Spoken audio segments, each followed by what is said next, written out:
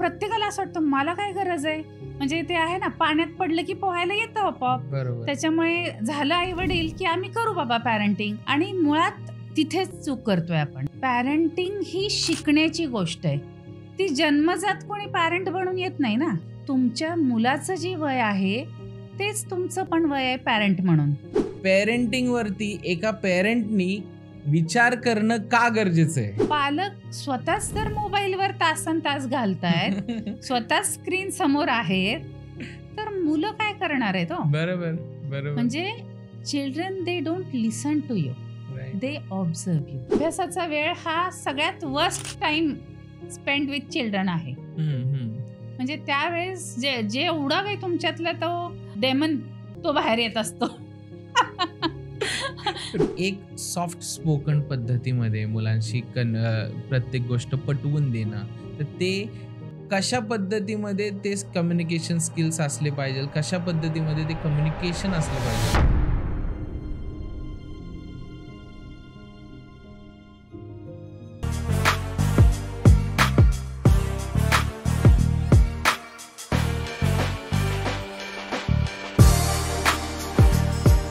So hello, नमस्कार, स्वागत आहे तुमचं साहिल हरेकर पॉडकास्टमध्ये. आज आपण एक अशा इम्पॉर्टंट आणि खूप एक अशा प्रत्येकाच्या घरातला विशेष आणि प्रत्येक जण त्याच्यावरती प्रत्येकाला विचार करायला भाग पाडणारा विषय म्हणजे पेरेंटिंग, या विषयी आज आपण चर्चा करणार आहे. पेरेंटिंग काय असतं किंवा पालकांचं नेमकं काय चुकतं का, किंवा जे पालक प्रेमापोटी ज्या गोष्टी करायला जातात तिथे नेमकं काय चुकतं, आज ह्या अशाच टॉपिक्सवरती आज आपण इन डेप्थ चर्चा करणार आहे. आज आपल्या सोबत चर्चा करण्यासाठी डॉक्टर अंजली चौधरी मॅम आलेल्या आहेत. मॅम नमस्कार. नमस्कार.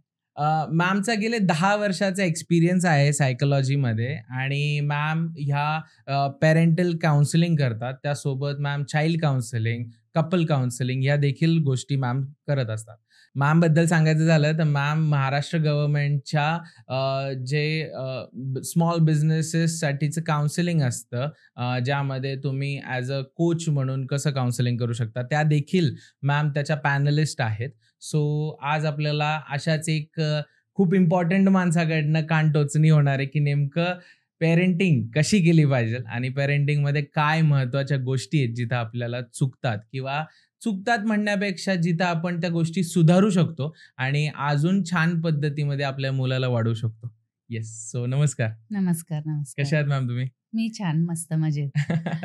सो आज ज्या टॉपिकवरती आपण चर्चा करतोय किंवा ह्यामध्ये जास्त करून लोकांचा विचार हा असतो की ठीक आहे, माझ्या वडिलांनी मला जसं वाढवलं, माझ्या आईने मला जसं वाढवलं तसंच मला वाढवायचं पुढच्या पोराला किंवा माझ्या मुलाला. सो आपण सगळ्यात पहिल्यांदा ह्याच्यापासून सुरू करूयात की पेरेंटिंग वरती एका पेरेंटनी विचार करणं का गरजेचं आहे?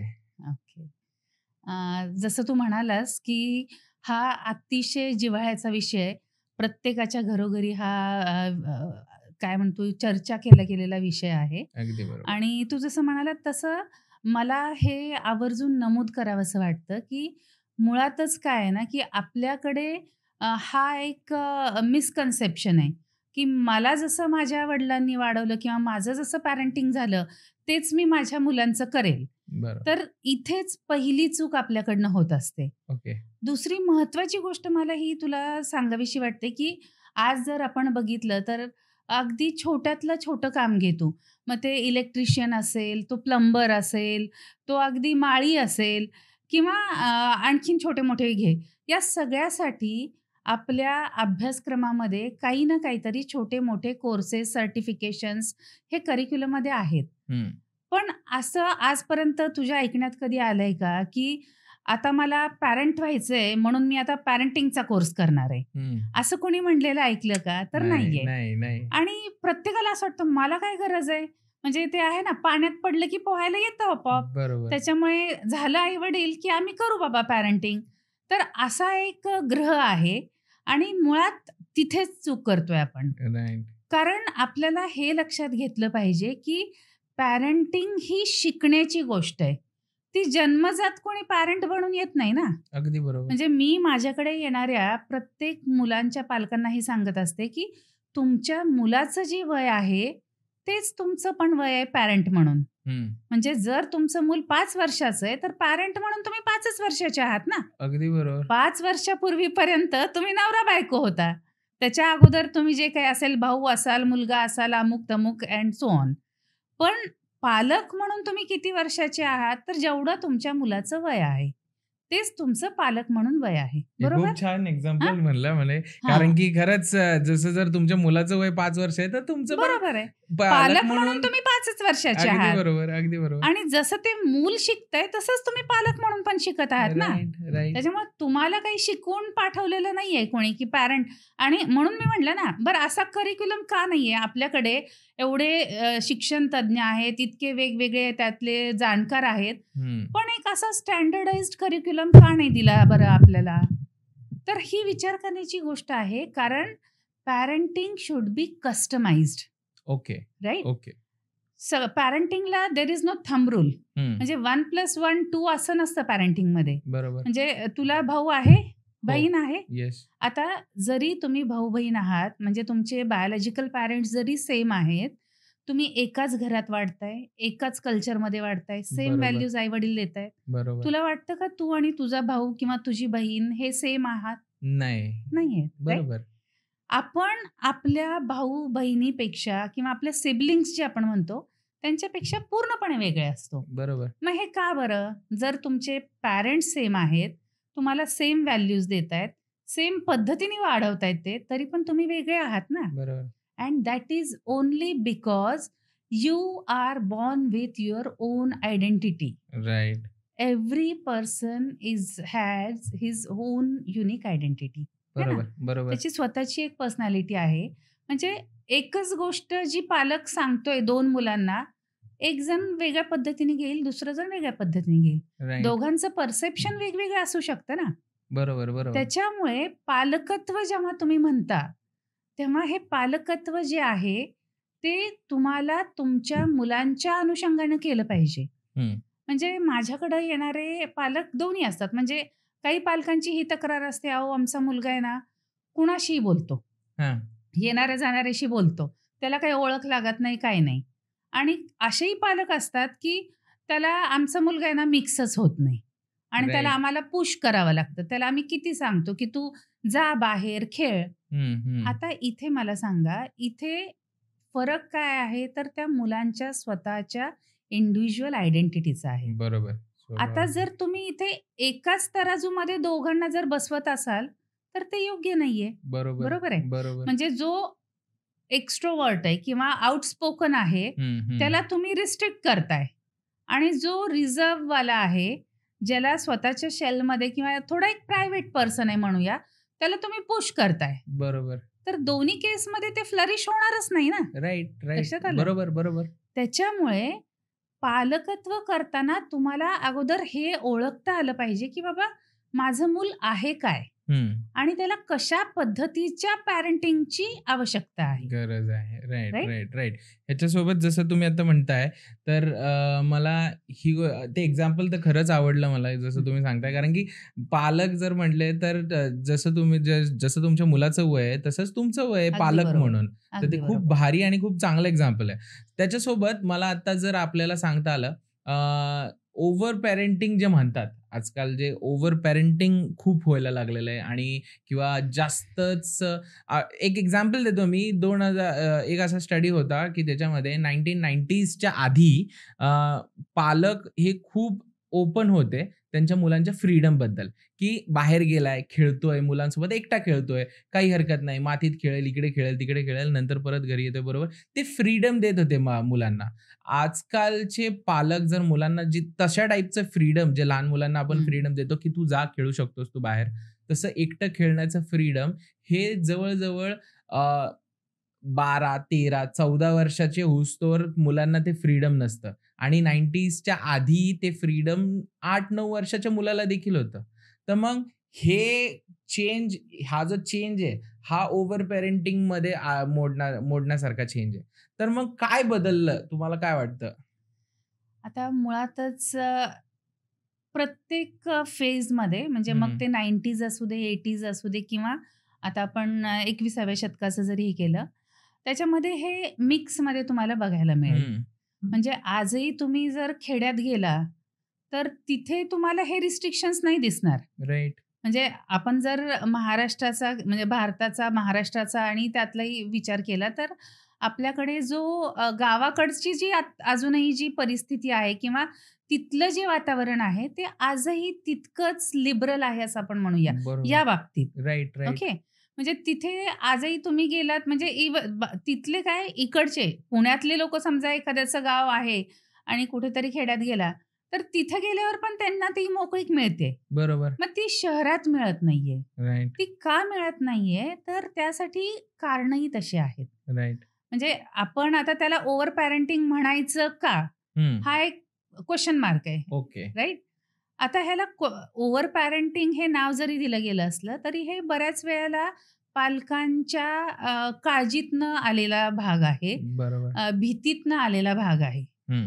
कारण जे आपण वाचतो, पाहतो, आसपासचं जे वातावरण आहे, त्यामधून हे रिस्ट्रिक्शन्स मुलांवर लादण्याचा पालक प्रयत्न करतायत. हं, हं, हं. म्हणजे that is just for their safety. Right, म्हणजे आज जर आपण बघितलं तर 2 वर्षाचं मूलही सेफ नाहीये राइट. आणि 80 वर्षाची आजीही सेफ नाहीये. अगदी आणि बरोबर. त्याचे उदाहरण आपण सर्रास बघतो. पाहतोच. आणि त्यातही काय होतं, की जेव्हा तू ओव्हर पॅरेंटिंग म्हणतो, तर that so called over parenting is more of mothers okay. Then fathers. Right.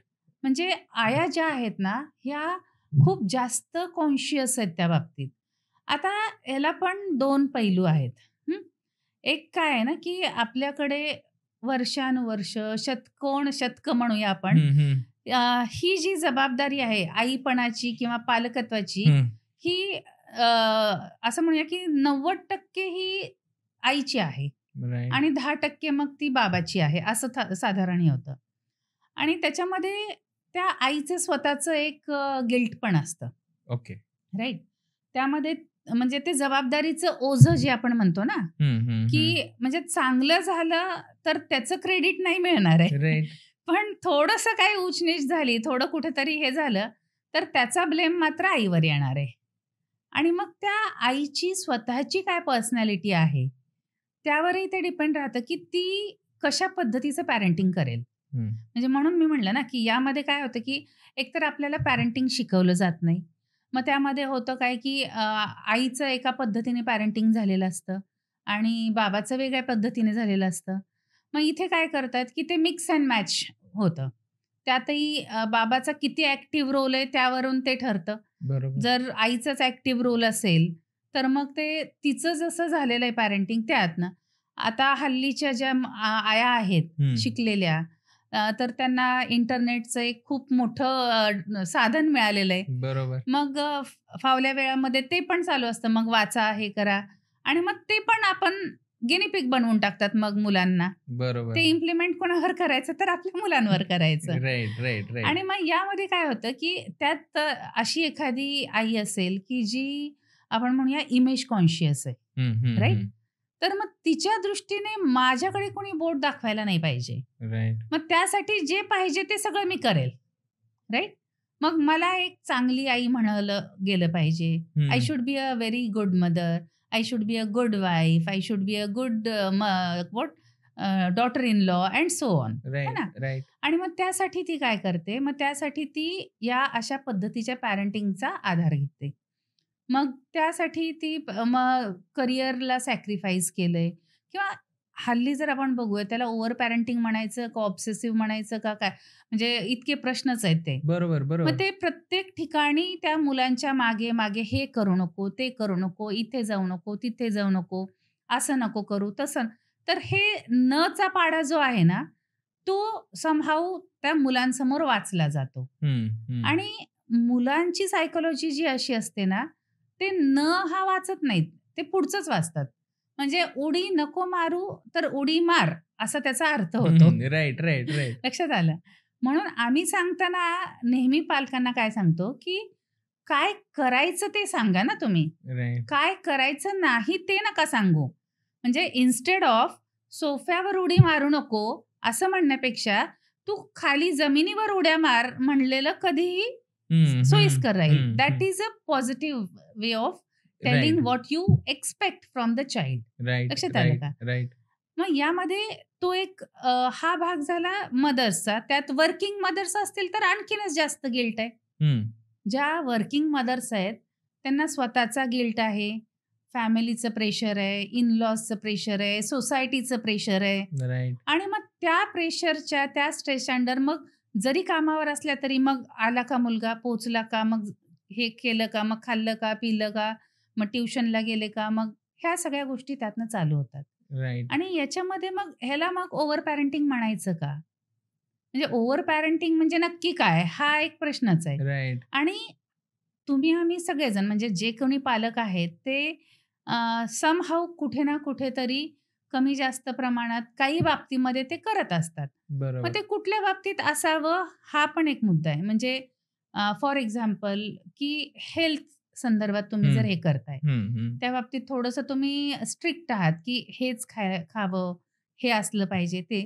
तर त्या बाबतीत थोडंसं ते एक्सेप्टेबल आहे. बरं ते कुठल्या वयात करताय हेही तितकंच महत्वाचं आहे. हं. म्हणजे जेव्हा तुमचं मूल लहान आहे, तेव्हा त्याच्यासाठी आई जे म्हणेल किंवा बाबा जे म्हणतील किंवा आपले पॅरेंट्स, पालक जे सांगतात, ते म्हणजे तेच सत्य असं एक साधारण हे असतं. पण जेव्हा मुलं शाळेत जायला लागतायत, मग ते वेगवेगळ्या बाहेरच्या जगाशी इंटरॅक्ट करायला लागतायत. बरोबर. मग तेव्हा तिथं ते एक बघतात. म्हणजे उदाहरण द्यायचं झालं तर, की तुम्ही हे करताय की नाही, डब्याला पोळी भाजीच नेली पाहिजे. आता जोपर्यंत तो मुलगा बाहेरच्यांचे डबे इतरांचे बघत नाही, तोपर्यंत त्याला की हां, आई पोळी भाजी. म्हणते तर पोळी भाजीच खायला पाहिजे. हं. पण जेव्हा 4 जणांच्या डब्यामध्ये कोणी पिझ्झा आणतंय, कोणी फ्राईज आणतंय, कोणी अजून काय, मग तिथे ते आहे ना, मग तिथे हळू तो अंकुर फुटायला लागतो. राइट. की हे तुम्हीच हे असं करता. तुमचंच असं असतं. बाकीचे तर आणतात. आता तुमच्या कंट्रोलमध्ये काय आहे? तुम्ही तुमच्या गोष्टी कंट्रोलमध्ये बरोबर. करू शकता ना. बरोबर, बरोबर. इतरांनी काय करावं हे तुमच्या कंट्रोलमध्ये नाहीये. नाही. हे झालं म्हणजे छोट्या वयात. आता हे जेव्हा तुम्ही अडोलसंट प्युबर्टीच्या एजमधले जेव्हा मुलं आहेत आणि ते वय तर असं असतं, की त्यामध्ये तुम्हाला आई-वडील म्हणजे सगळ्यात मोठे शत्रू तुमचे. राइट. आणि टीनेजमध्ये. Teenage. Right. So that is a phase which is very difficult to handle as a parent. अगदी बरोबर. आणि तिथे पॅरेंट्सना ते समजून घेता आलं पाहिजे. तिथे जर तुम्ही प्रत्येक ठिकाणी ते जर रिस्ट्रिक्ट करायला लागला किंवा पोक करायला लागला, त्यांच्या प्रायव्हसीमध्ये जर तुम्ही हे करायला लागला किंवा प्रत्येक गोष्टीला तुम्ही वॉच ठेवताय, ट्रॅक करताय, गोष्टी हे करताय, ते जर करायला गेला, तर मग तिथे तुमच्या आणि तुमच्या मुलांच्या नात्यामध्ये हळू ती दरी निर्माण व्हायला लागेल. हं, हं, हं.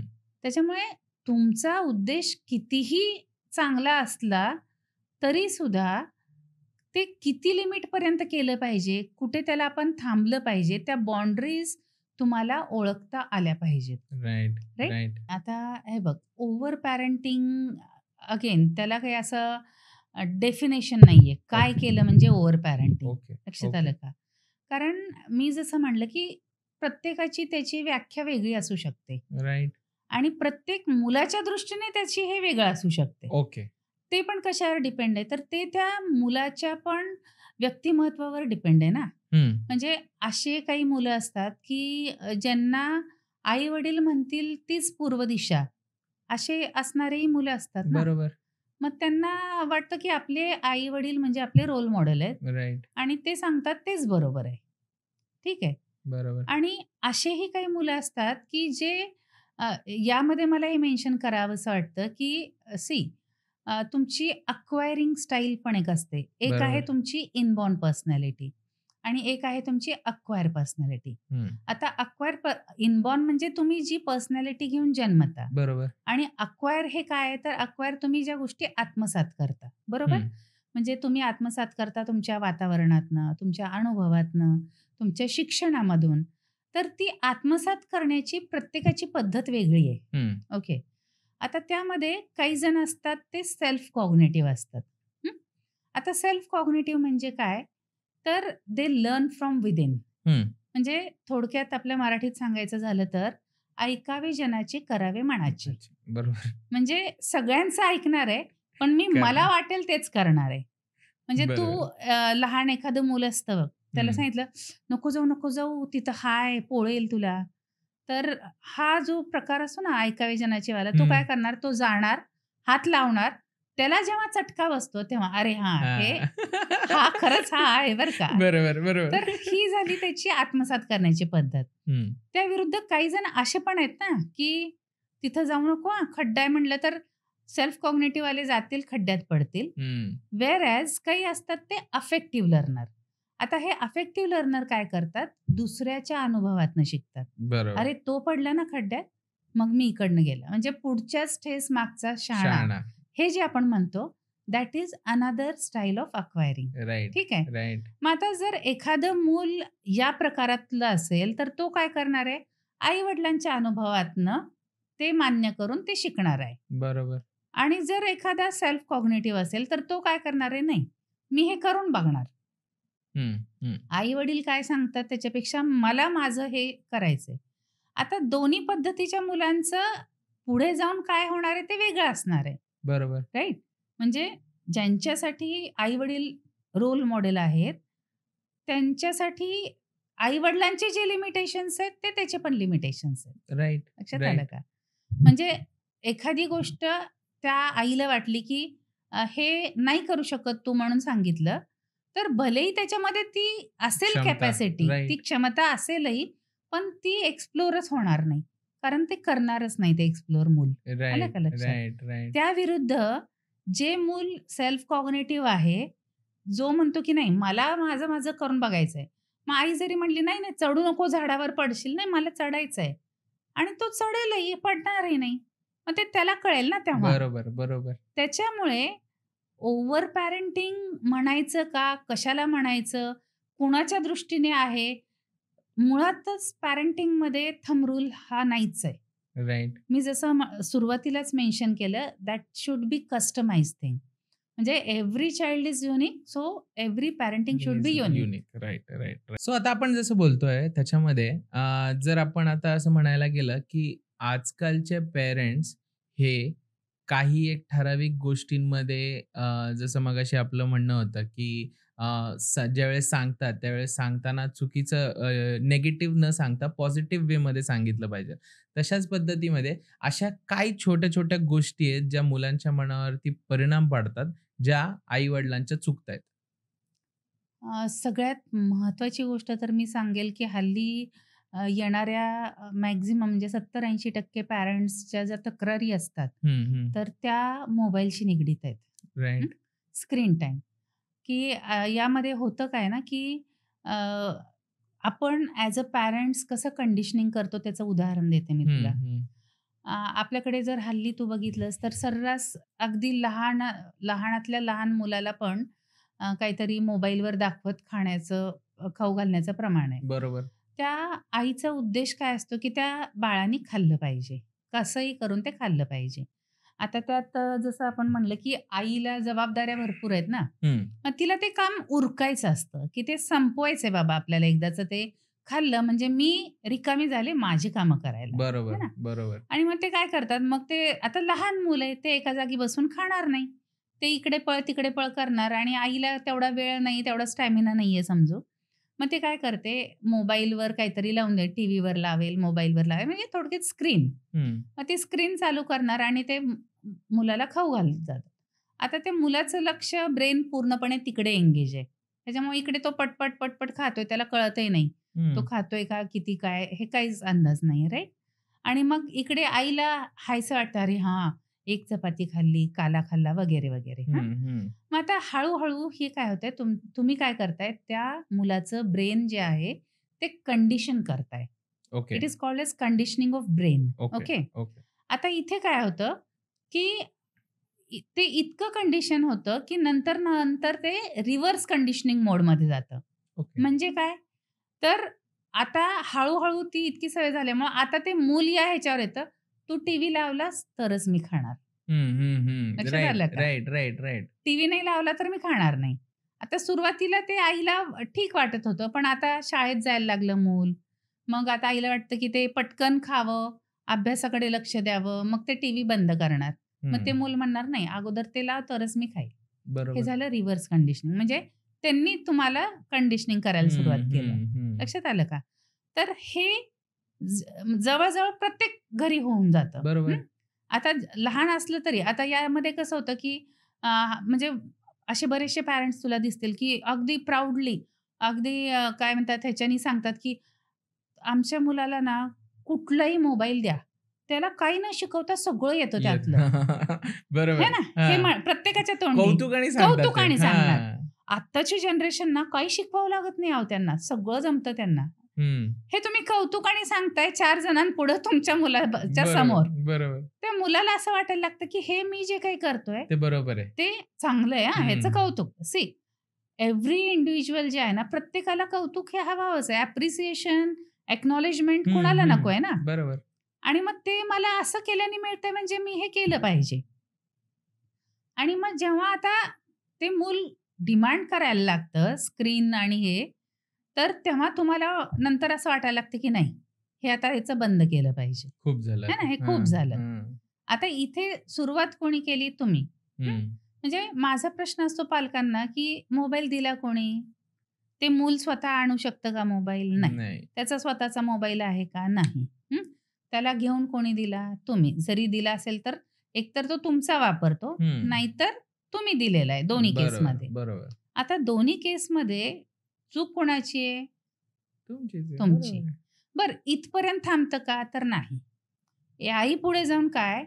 पालक स्वतःच जर मोबाईलवर तासनतास घालतायत, स्वतःच स्क्रीन समोर आहेत, तर मुलं काय करणार आहेत हो? बरोबर, बरोबर. म्हणजे children they don't listen to you.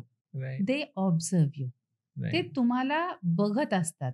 ते तुम्ही जे करताय ते फॉलो करत असतात. हं. राइट? म्हणजे आता तुम्ही बघत असाल WhatsAppवर भरपूर हे येतात वगैरे आणि त्यात सत्यता पण आहे. फॉरेनमध्ये त्यांनी ती एक ते ट्रेडिशन आहे, की आई-वडील सगळे वाचतात. हं. पुस्तकं वाचतात. हं, हं. तुम्ही हल्लीच्या पालकांना विचारा, शेवटचं पुस्तक कधी वाचलं होतं? काय वाचलं होतं? आणि मग तुम्हाला लक्षात येईल. बरोबर, उत्तर बरोबर, तिथेच मिळून जाईल बरोबर. तुम्हाला. आपलंच पुस्तक लक्षात वाचणं किती हां, कमी झालेलं किती आहे. कमी झालेलं आहे. राइट. मग त्याच्यामुळे जे तुम्हीच करत नाही, ते तुम्ही मुलांकडनं कसं काय एक्स्पेक्ट करता? राइट. आणि जर ते तुम्ही मुलांकडनं एक्स्पेक्ट करता, तर तुम्ही ते करताय का? हे तुम्हाला म्हणजे जज आपलं आपल्याला सेल्फ एनालिसिस करता आलं पाहिजे. Right, right? राइट. याच्यामध्ये जसं तुम्ही आत्ताचा पॉइंट मांडला, त्याच्यामध्ये की मुलं सांगितलेलं ऐकत नाही, ते ऑब्झर्व्ह करतात ऑब्झर्व्ह करतात. आणि हो, त्याच्यातून ते शिकतात. म्हणजे बरोबर. ही नॅचरल टेंडन्सीच आहे, ह्युमन टेंडन्सी, की पाहून-पाहूनच शिकतो माणूस आणि नाही. आता पाहून-पाहून म्हणून नाही. मी जसं आता मगाशी तुला म्हणलं ना, हां, हां, हां. की ते कशावर आहे अगेन तुमची अक्वायरिंग स्टाईल. Okay, okay. आता काही जण स्वतःच्या एक्सपिरियन्समधनं शिकतात ना. हं, हं. ओके. म्हणजे तुला ती आठवत असेल तर एक गोष्ट, की 2 पोपट होते हं. आणि मग ते 2 पोपट 2 वेगळ्या ह्यांच्याकडे गेले. एक साधू संतांच्या सोबत गेला आणि एक दरोडेखोरांच्या ह्यांच्यासोबत गेला. हं, आता जो साधू संतांच्या सोबत होता तर त्याला श्लोक आणि वेगवेगळे हे यायला लागले हं. आणि जो दरोडेखोरांच्या संगतीत राहिला, तर तो शिव्या वगैरे शिकला असं एक हं, हे. हं. तर हे काय झालं संगतीचा परिणाम. बरोबर. आता हे प्रत्येकाच्या बाबतीत होईल का? नाही. ओके. हे व्हाईस वर्सा पण होतं. हं. म्हणजे 4 जण बसून दारू पितायत, हं. तर 5वा त्याच्यात बसूनही न दारू पिणारा असतोच राइट, एखादा, राइट, राइट? राइट. तर हे त्या इंडिव्हिज्युअल ह्याच्यावर म्हणजे आपण काय करतो, की फक्त एक पळवाट शोधतो. नाही ते ते ते मित्र म्हणाले म्हणून मी असं केलं. बरोबर, बरोबर. लक्षात आलं का? म्हणजे कधी कुठली एखादी चूक जेव्हा घडते किंवा एखादं हे, तर त्यावेळेस एक सोपी पळवाट काय असते, नाही मला तर नव्हतं करायचं, पण मग माझा मित्र असं म्हणाला, माझी मैत्रीण असं म्हणाली म्हणून मी ते केलं. राइट, तर हे राइट. प्रत्येकाच्या बाबतीत होत नाही, हे मला सांगायचंय. बरोबर, बरोबर, बरोबर. ओके. ओके. सो नाही तशा पद्धतीमध्ये बरोबर आहे, की प्रत्येकाच्या बाबतीत होत नाही. सो मला तो मुद्दा आवडला, की ज्याच्यामध्ये तुम्ही हे म्हणत होतात, की मुलं बघून शिकतात. हं. म्हणून पेरेंट्सचं हे महत्त्वाचं सगळ्यात पहिलं महत्त्वाचं काम तेच आहे, की तुम्ही चांगलं वर्तन आणलं अगदी, तुमच्यामध्ये, अगदी. त्यावेळेस मुलांना ते दिसणार आहे आणि मुलं ते अॅक्वायर करणार आहेत किंवा तसं शिकत जाणार आहेत. सो ह्याच्यामध्ये आता सगळ्यात इम्पॉर्टंट किंवा ह्याच्यामध्ये सगळ्यात पुढचे रिझन हे येतं, की अ, जर आपल्याला आता मुलाला त्या पद्धतीची डिसिप्लिन पण द्यायची आहे. जास्त डिसिप्लिन लावण्याच्या ह्याच्यामध्ये काही गोष्टी होतात पेरेंट्सकडनं. तर मग एक आयडियल बाउंडरी कशी निर्माण करायची मुलांसाठी? हे डिसिप्लिनचा जेव्हा मुद्दा येतो, तर कुठलीही गोष्ट जेव्हा आपण लादतो, हं, हं, एखादी गोष्ट जेव्हा आपण लादतो, तेव्हा त्याचा जो एक्स्पेक्टेड रिझल्ट असतो, तो खूप कमी असतो. हं. Okay, so it should come from within, right? Okay. It should come from within.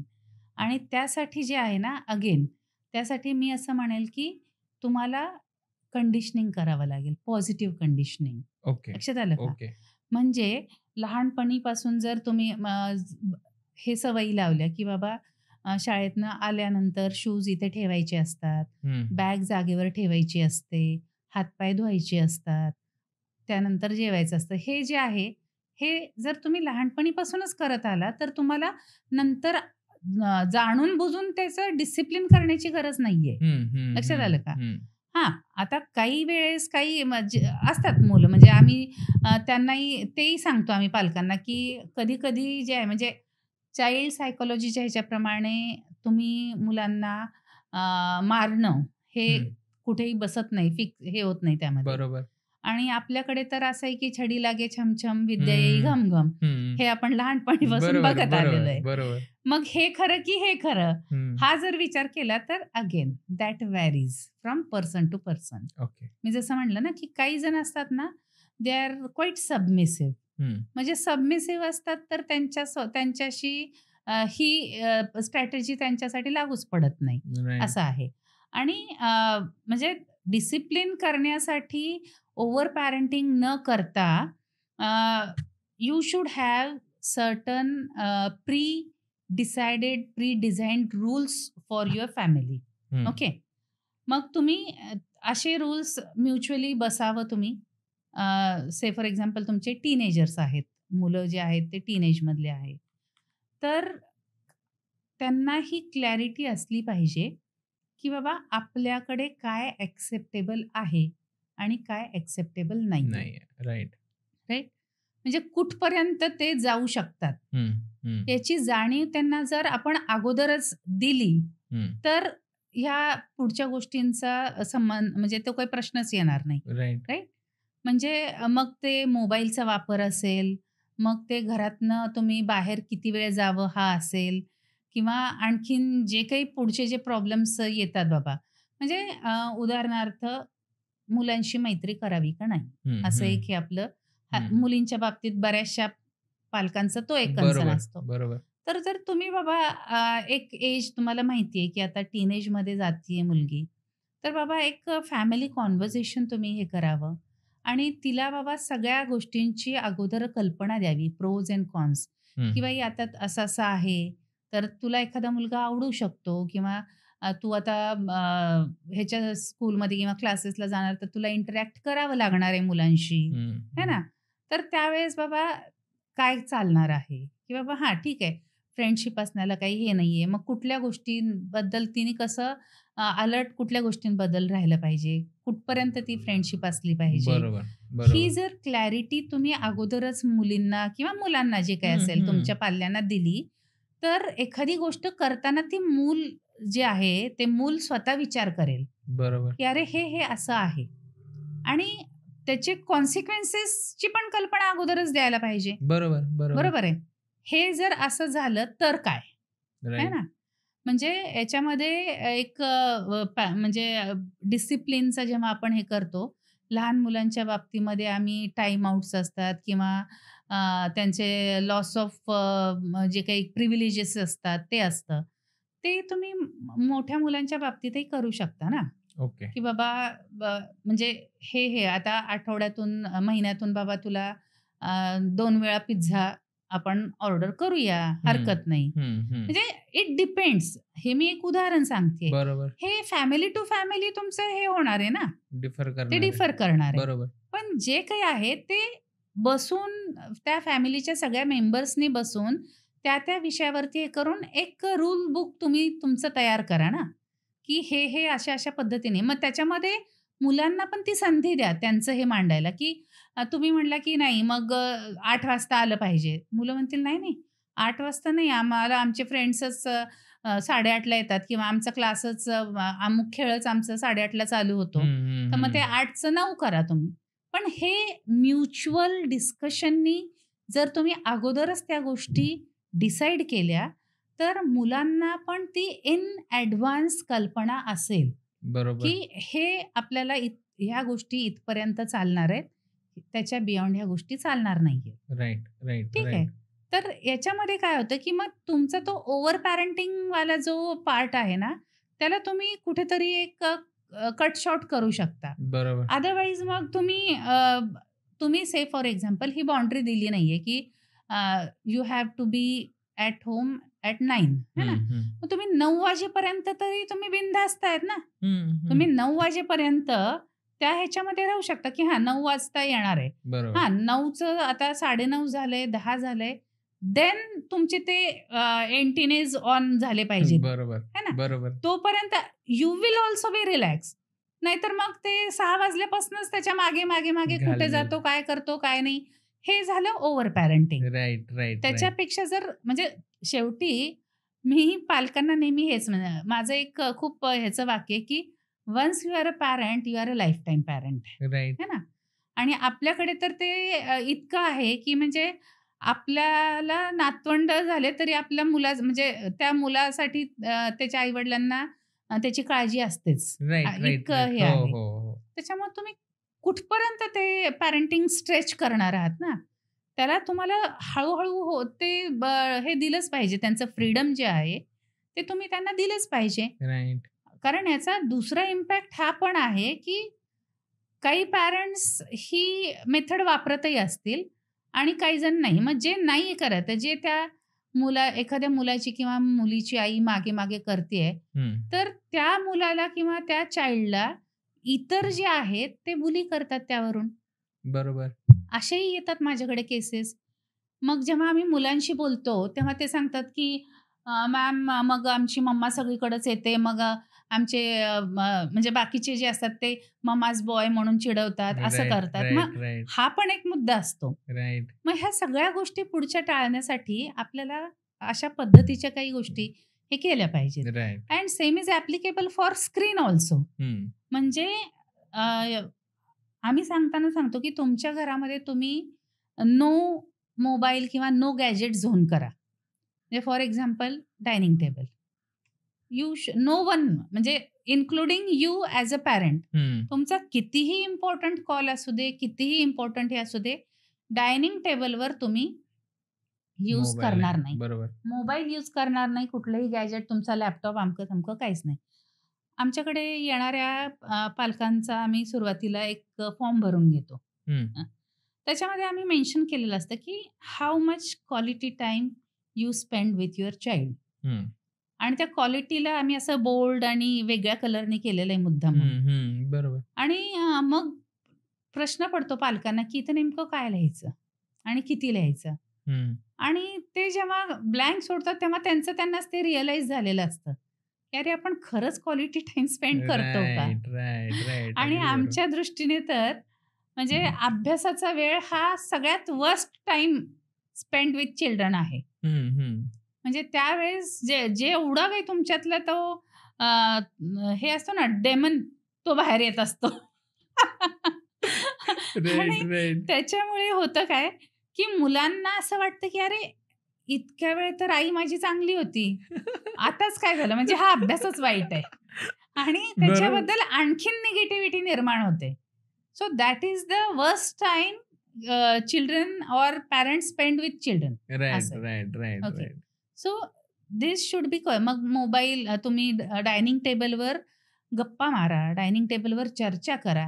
एखाद्या पुस्तकाबद्दल असेल, जे काही लेटेस्ट हॅपनिंग्ज आहेत त्याच्याबद्दल हं. असेल, मुलांच्या काय त्यांचे इंटरेस्टेड हे असतात त्याच्याबद्दल असेल, त्यांच्या फ्रेंड सर्कलबद्दल असेल. सो हे जे आहे भले तुम्ही एक अर्धा तास जेवायला हे करताय, तेवढा वेळ दॅट इज अल्सो इनफ ना.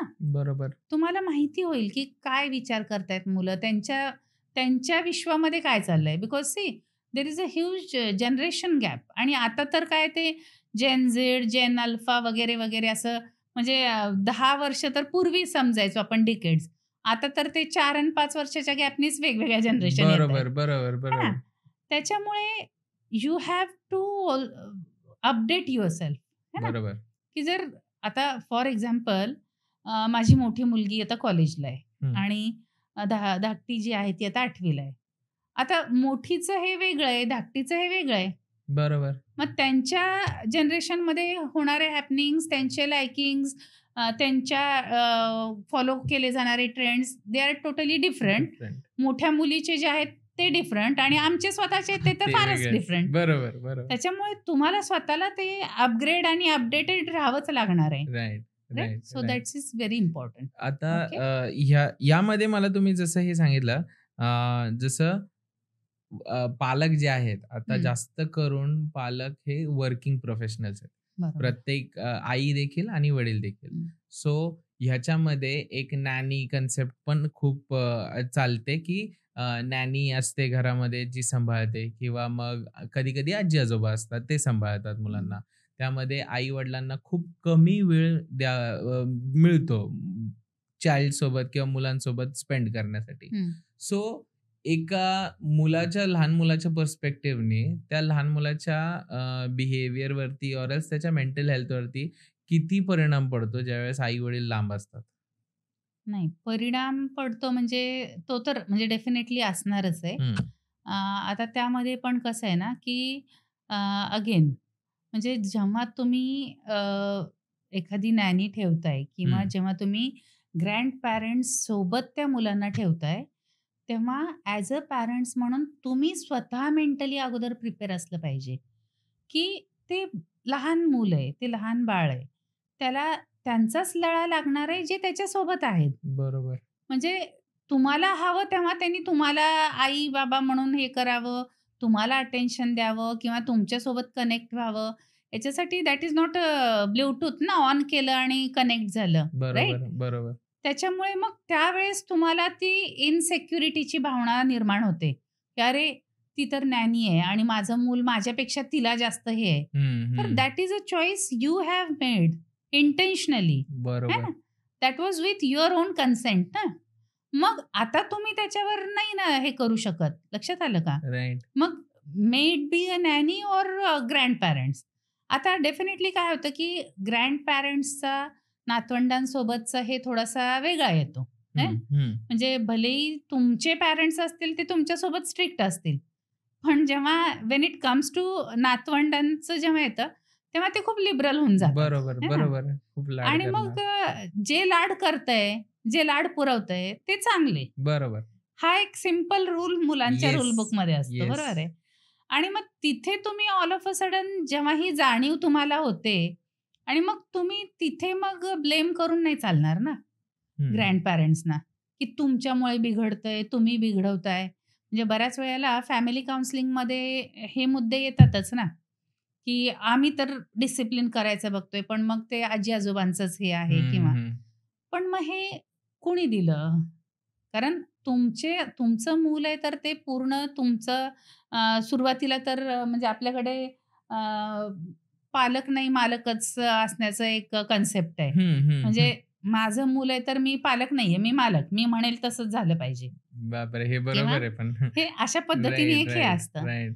आणि मग तुम्ही त्या राइट्स देताय कुणाला तरी दुसऱ्याला, तर मग त्याचबरोबर हे पण एक्सेप्ट करा ना, की ते मूल जे आहे इमोशनली जे आहे ते त्या लोकांसोबत अटॅच होणार आहे. बरोबर. हां, नंतर जेव्हा मोठं होईल किंवा हे होईल तेव्हा त्याला ती स्वतःला जाणीव होईल. कदाचित असेही काही असतात मुलं, की इमोशनली जे खूप वल्नरेबल असतात. हं, तर त्यांच्या मनामध्ये हे कायम राहतं हां, की हां, मला जेव्हा पाहिजे होतं तेव्हा तर नाही वेळ दिला हं, हं. किंवा मला नॅनीसोबत सोडलं किंवा माझ्या कुठल्याच ह्याला आला नाहीत तुम्ही किंवा मला त्यावेळेस वेळ नाही देऊ शकला. तर हे राहतं. पण अगेन हे त्या मुलाच्या इंडिव्हिज्युअल इनेट्सवरती ते डिपेंड आहे, की बाबा तो किती इमोशनली वल्नरेबल बरोबर, आहे. बरोबर. म्हणजे आता एखादा लॉजिकल चाइल्डही असू शकतो ना. मग ते लॉजिकल चाइल्ड जेव्हा मोठं होईल तेव्हा ते म्हणणार, इट्स ओके. त्यावेळेसची गरज होती माझ्या पॅरेंट्सची, हं, हं, हं. की बाबा माझ्याच वेल बिंगसाठी फ्युचरसाठी. त्यांनी, येस. माझ्या फ्युचरसाठी त्यांनी हे केलं. तर हे कोणाचं? हे एखाद्या एक लॉजिकल माणसाचे हे विचार आहेत. हं, हं. पण तेच एखादं इमोशनल चाइल्ड असेल तर ते नाही हे करणार. ते म्हणणार मला जेव्हा पाहिजे होता सपोर्ट आणि ते माझं बालपण काय माझं येणार होतं का परत? मग बरोबर. तुम्ही मला नाही वेळ दिला. हे होऊ शकतं. राइट. सो दॅट्स हाऊ म्हणजे mentally you should be prepared सगळ्याच प्रोज अँड कॉन्ससाठी. सो आता आपण जसं म्हणतोय, की आजकालचे पेरेंट्स ज्या पद्धतीमध्ये मुलांसोबत वागतात ऑर एल्स त्यांच्या मुलांना प्रेम किंवा त्या पद्धतीचं जे प्रोव्हाईड करायचा प्रयत्न करतात, त्याच्यामध्ये अ, खूप काही गोष्टी इन्व्हॉल्व असतात. खूप काही पॅरामीटर्स इन्व्हॉल्व असतात आणि त्याच्यातलं एक पॅरामीटर हे सोशल इन्फ्लुअन्स देखील असतं, की अ, म्हणजे मित्राची आई, मुलाच्या मित्राची आई त्याच्यासोबत अशी वागते किंवा त्याच्यासोबत असं प्रेम करते आणि ते ज्यावेळेस ह्या आईला कळतं त्यावेळेस हां, मग मी पण तसा प्रयत्न करते बाबा किंवा मी त्याचे वडील असे करतात, त्यांनी त्यांना हे आणून दिलं, ही सायकल आणून दिली किंवा हे आणून दिलं. तर तशा पद्धतीमध्ये जे आई-वडील प्रयत्न करतात, ते हेल्दी आहे? अर्थातच नाही. म्हणजे right. There is no second thought on it. Okay. मुळातच काय आहे ना, की पॅरेंटिंग म्हणजे हे खूप मटेरियलिस्टिक झालेलं आहे. हं, म्हणजे हं. तू जे म्हणतोयस ना, that is all about materialistic one, है ना? मुलांना तुम्ही काय गिफ्ट देताय आणि किती महागाचं गिफ्ट देताय, हं, यापेक्षा तुम्ही मुलांच्या लक्षात काय राहणार आहे हे बघा ना. हं. म्हणजे आज फॉर एक्झाम्पल आता iPhone 15 दिलाय. हां. अजून 2 वर्षांनी पुढचं व्हर्जन लॉन्च होणार आहे. बरोबर, तेव्हा त्या iPhone 15 ची किंमत आहे का? तर नाहीये.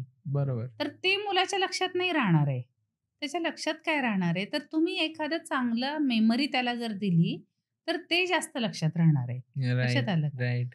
आणि मी जसं मगाशी म्हटलं ना, की बऱ्याच वेळेला होतं काय ना, की आउट ऑफ गिल्ट ह्या गोष्टी केल्या जातात, हं, की आपण वेळ देऊ शकत नाही आहोत आणि म्हणून त्याचं जे फुलफिलमेंटच्या ह्या अशा वेगवेगळ्या गोष्टी देऊन हं. ते कॉम्पेन्सेट करायचा प्रयत्न केला जातोय. राइट. लक्षात आलं का?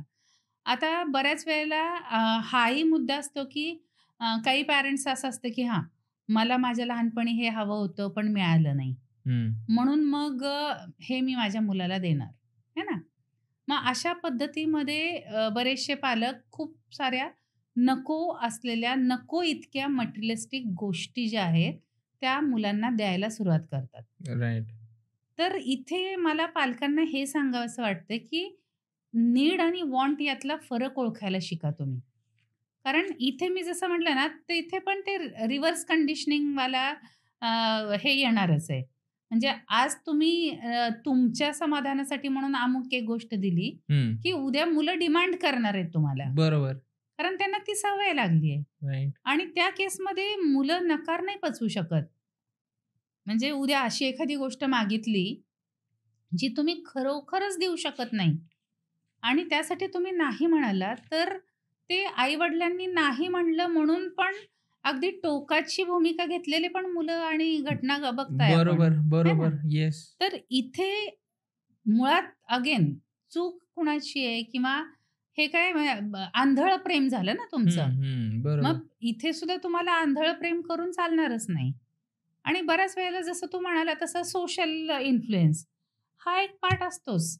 मोस्टली हा सोशल इन्फ्लुअन्स या ह्याच्यामध्ये येतो जेव्हा तुम्ही ना एक्स्ट्रा करिक्युलर ॲक्टिव्हिटीज ज्या असतात ना, हं. मग अमुक माझ्या मैत्रिणीची मुलगी या क्लासला जाते, चला आपल्या पण मुलाला तिथे पाठवा राइट. किंवा तमका ते करतोय म्हणून आपण पण हे करा. मग इथे तुम्ही मुळातच हे बघत नाही, की ते मूल आणि तुमचं मूल हे 2 वेगळी मुलं आहेत ना. बरोबर, त्याला एखाद्याला चांगलं येतं एखादी गोष्ट म्हणून तो तिथे त्या क्लासला जात असेल, तर नॉट नेसेसरी तुमच्या मुलाला ते चांगलं जमेलच ना. बरोबर. मग महत्वाचं काय तर आपलं मूल काय चांगलं करू शकतो बाबा. राइट.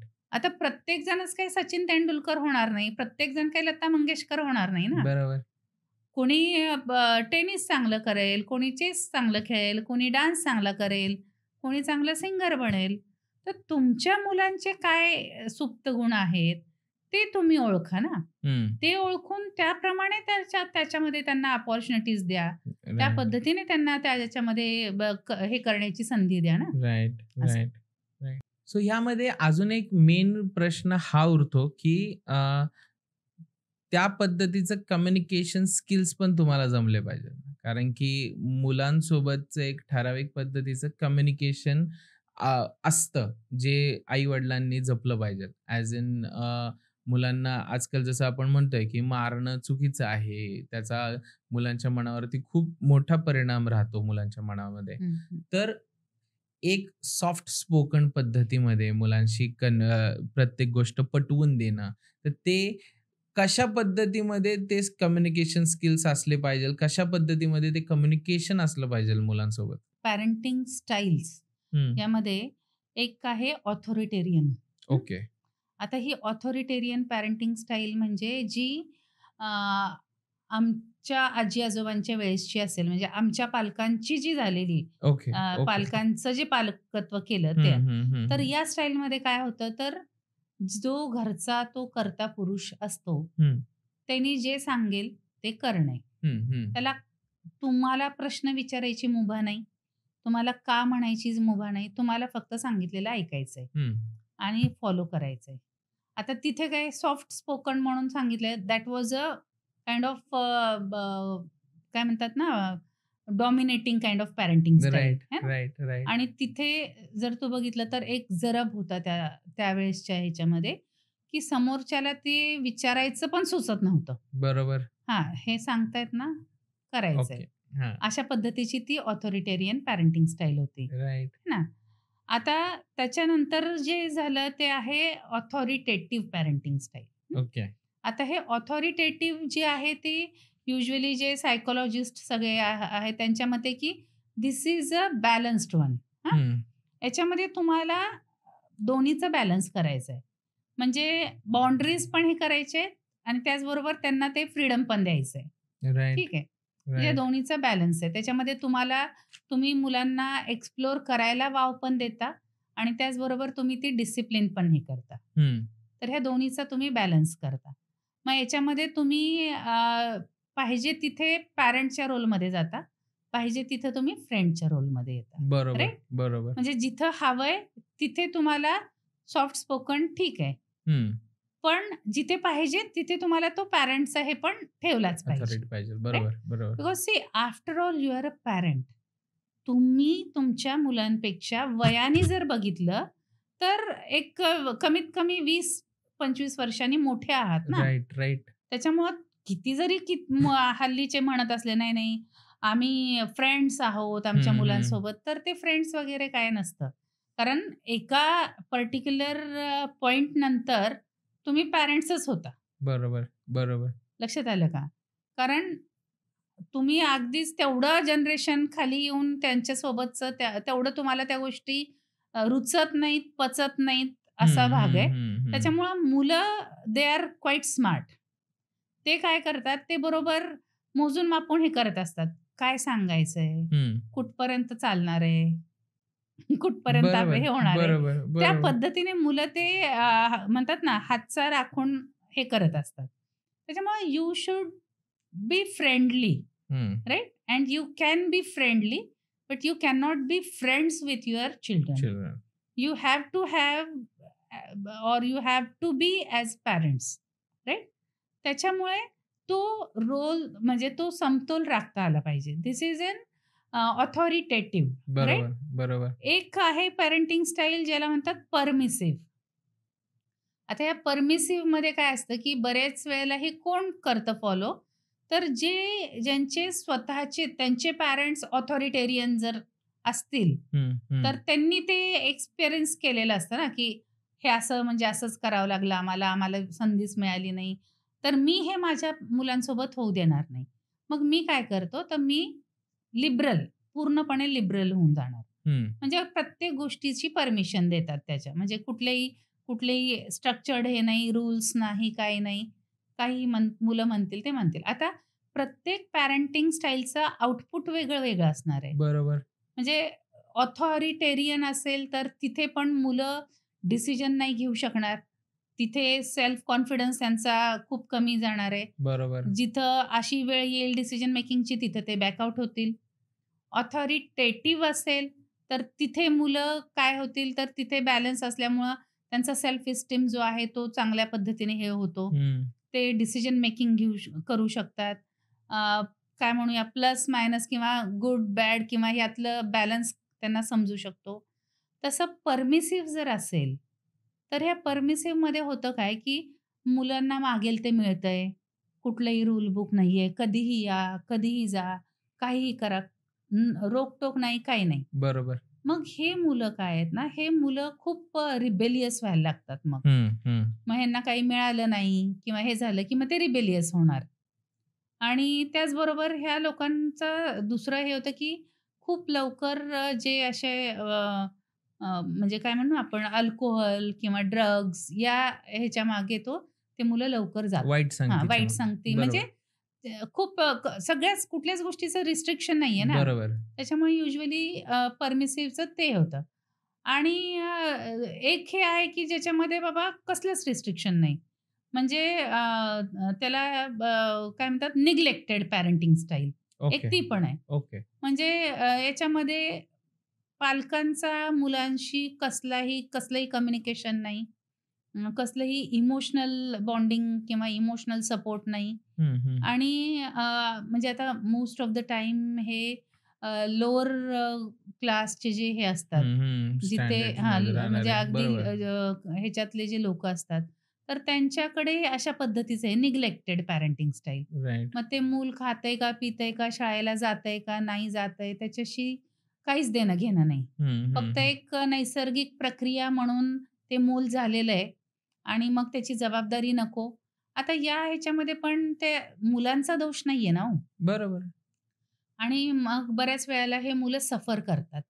इमोशनली खूप हे होऊन जातात हे मुलं आणि मग अशा मुलांना पुढे जाऊन त्यांच्या लाईफमध्ये पण एखादं रिलेशनशिप हे करणे, त्याच्यामध्ये पण त्यांना प्रॉब्लेम्स येतात किंवा त्यांना तेवढ्या तशा तो कॉन्फिडन्स नाही, की आपण ते रिलेशनशिप हे करू शकू किंवा नाही किंवा फॅमिली डेव्हलप करण्याची त्यांच्यामध्ये हे राहत नाही. हं, हं, असं हं. एक होतं. ओके. राइट, राइट, हां. Right, right. सो आपण जे 3 टाइप्स ऑफ पॅरेंटिंग म्हटले हे म्हणजे माझा पुढचा प्रश्न होताच, पण ह्यामध्ये तो ॲड ऑन अच्छा, अच्छा. झालाच. हां. सो आता याच्यामध्ये अजून एक महत्त्वाचा प्रश्न हा येतो, की ज्यावेळेस लहान मुलांची मेंटॅलिटी आपण म्हणतो, त्यावेळेस सगळ्यात मेन किंवा ट्रॉमा जो आहे, तो त्यांच्यावरती डोमेस्टिक व्हायलन्सचा पण होऊ शकतो. म्हणजे जसं आई-वडिलांमध्ये कुठला तरी अनबन आहे आणि डोमेस्टिक व्हायलन्स कुठल्याही पद्धतीचा होऊ शकतो. जो नॉट नेसेसरी तो फिजिकलच झाला पाहिजेल. हं, जो फिजिकल नाहीये किंवा मोठ्या आरडा-ओरडा होतोय, तो पण एक प्रकारचा डोमेस्टिक व्हायलन्स आहे हं, किंवा तो पण एक प्रकारचा आघात आहे, ट्रॉमा हं, आहे हं, लहान हं. मुलांच्या मनावरती. तर त्याचा परिणाम कसा पडतो? नाही, डेफिनेटली मुलांच्या मनावर त्याचा निगेटिव्ह इम्पॅक्ट पडतोय. तो कुठल्या पद्धतीचा डोमेस्टिक व्हायलन्स आहे. मग भले ती मारहाण असू दे, हं, आरडाओरड असू दे किंवा ब्रोकन फॅमिलीज जरी असतील किंवा सिंगल पॅरेंट फॅमिलीज किंवा कारण आता जर आपण बघितलं तर डिव्होर्सचं जे प्रमाण आहे ते खूप हं. वाढत चाललेलं आहे. राइट. तर या सगळ्या ह्याच्यामध्ये डेफिनेटली मुलांवर त्याचा परिणाम होतो आणि इनफॅक्ट जर लहान वयाची मुलं असतील, तर ते त्याच्यामध्ये विनाकारण भरडले जातात. हं. त्यामध्ये पण एक मुद्दा हा पण आहे, की जेव्हा ह्याच्यामध्ये डिव्होर्स होतो, तेव्हा त्यांच्या त्या कस्टडीवरनं सुद्धा वादविवाद पॅरेंट्समध्ये होतात. वाद असतात बरोबर, आणि त्यामध्ये मुलांचं हे विचारातच घेतलं जात नाही, बरोबर. की बाबा त्यांना कुणाकडे राहायचं आहे किंवा ते कुणासोबत कम्फर्टेबल आहे. हं. आणि बऱ्याच वेळेला ना असं पण लक्षात आलंय किंवा असं रिसर्च सांगतोय, की बऱ्याच वेळेला मुलं म्हणतात, "आम्हाला दोघांकडे नाही राहायचंय. हं, आम्ही मग आजी-आजोबांकडेच राहतो." असंही आहे. हं, तर मग तो कुठलाही डोमेस्टिक व्हायलन्स असू दे किंवा ब्रोकन फॅमिलीज असू दे, इमोशनल ट्रॉमा डेफिनेटली असतो. त्याचबरोबर थोडीशी एक अँक्झायटी म्हणूया. म्हणजे आता हा विषय निघाला म्हणून मला सांगायला हरकत नाही, की माझ्याकडे कामाला ज्या मावशी येतात, हं. तर सहज असं बोलता-बोलता विषय चालला होता. तर त्या म्हणाल्या, "माझी एक मुलगी आहे ना, तर तिला मी सध्या शिक्षण म्हणजे शैक्षणिक वर्षातनं ब्रेकच घेतलाय. म्हटलं, "का हो काय झालं?" तर नाही म्हणे ते म्हणजे त्या मावशींचे जे आमची जी डोमेस्टिक हेल्प आहे, तर तिचे मिस्टर जे आहेत, तर ते दारू वगैरे पिऊन येणार, मारहाण करणार आरडाओरड. तर ते तसं केलं की त्या मुलीला हे यायला एपिलिप्सी टाइपमध्ये ती एकदम एन्झायटी होते हं, हं, हं. आणि ऑल ऑफ अ सडन तिचं सगळं अंग वगैरे आखडून जातं हं. आणि घाबरून ती अशी हे करून बसते. Okay. So that kind of trauma children they do have due to such kind of domestic बापरे! व्हायलन्स. आता हे तर फक्त हे बघून मी जसं म्हटलं, की पुढे जाऊन त्यांना त्यांच्या पर्सनल लाईफमध्ये पण हा एक हे असतो, की अ, दोन्ही गोष्टी होऊ शकतात. एक तर असंही होतं, की अ, मुलं म्हणजे जो कोणी आहे, जो चाइल्ड त्या ह्याच्यातनं गेलेला आहे, तर ते पुढे जाऊन स्वतःच्या लाईफमध्ये एखादा पार्टनर त्यांना करण्यासाठी किंवा अ, पुढे प्रोसीड करायला सुद्धा त्यांना नको वाटतं किंवा फॅमिली या ह्याच्यावरचाच त्यांचा विश्वास उडतो किंवा असंही होतं, की लहानपणीपासून तेच बघितलंय ना. म्हणजे मग तो राग त्याच्या मनात आहे, तर तो राग मी सगळा म्हणजे ते मुलगा असेल, तर तो राग मी माझ्या बायकोवर काढणार. राइट, म्हणजे ते परत पुढच्या ह्याच्यामध्ये कॅरी होतं. राइट. तर हे अशा सगळ्या प्रकारचा इम्पॅक्ट होऊ शकतो. आता ते पण म्हणजे मी जसं म्हणलं, की ते मूल कशा पद्धतीने घेतंय ते. हं, हं. त्यावर ते डिपेंड आहे. एखादा पॉझिटिव्ह ह्याच्याने पण घेऊ शकेल, की नाही बाबा मी बघितलंय, की माझ्या आईला किती त्रास झाला किंवा कशा पद्धतीत आमचं बालपण गेलं, तर मी अशा पद्धतीचं नाही हे करणार. हं. आणि एखादा रिव्हर्स माइंडेड असेल, तर तो बरोबर उलटंच करणार. म्हणजे त्याला हेच माहिती, की बायको ही मारहाण करण्यासाठीच असते. हं. बायको ही शिव्यागाळ करण्यासाठीच असते आणि मग ते तेच हे करतात. बरोबर, असाही प्रकार होतो. बरोबर. तर दोन्ही त्याच्यामध्ये चान्सेस आहेत. शक्यता आपण नाकारू शकत नाही, राइट, असं आहे. Right, right. So okay. First of all तर थँक यू तुम्ही आपल्या पॉडकास्टवरती आलात आणि एवढी थँक यू. इम्पॉर्टंट माहिती आपण म्हणूयात, की अशी लोकांसाठी प्रोव्हाईड करतोय आपण असे म्हणेन आणि खूप चांगले इन्साइट्स दिले तुम्ही त्यासाठी thank you. Thank you. Thank you so yes. Much. तर तुम्हाला आजचा पॉडकास्ट कसा वाटला कमेंटमध्ये नक्की कळवा. आणखीन कुठल्या विषयावरती तुम्हाला वाटतं आपण पॉडकास्ट केले पाहिजेल ते देखील कमेंटमध्ये नक्की कळवा आपल्याला. आपण असेच मॅमसारखे अजून छान गेस्ट आपण आपल्या पॉडकास्टवरती आणत राहू. सबस्क्राईब बटन दाबायला विसरू नका. जेवढे जास्त सबस्क्राईब्स आणि लाईक्स येतात त्याच्याने YouTube अल्गोरिदमला कळतं, की व्हिडिओ चांगला आहे आणि जास्तीत जास्त लोकांपर्यंत तो व्हिडिओ पोहोचतो. म्हणून येस सबस्क्राईब करा, लाईक करा, कमेंट करा, शेअर करा आणि आपण भेटूयात पुढच्या एपिसोडमध्ये. Till then take care. Thank you. Thank you ma'am. Thank you.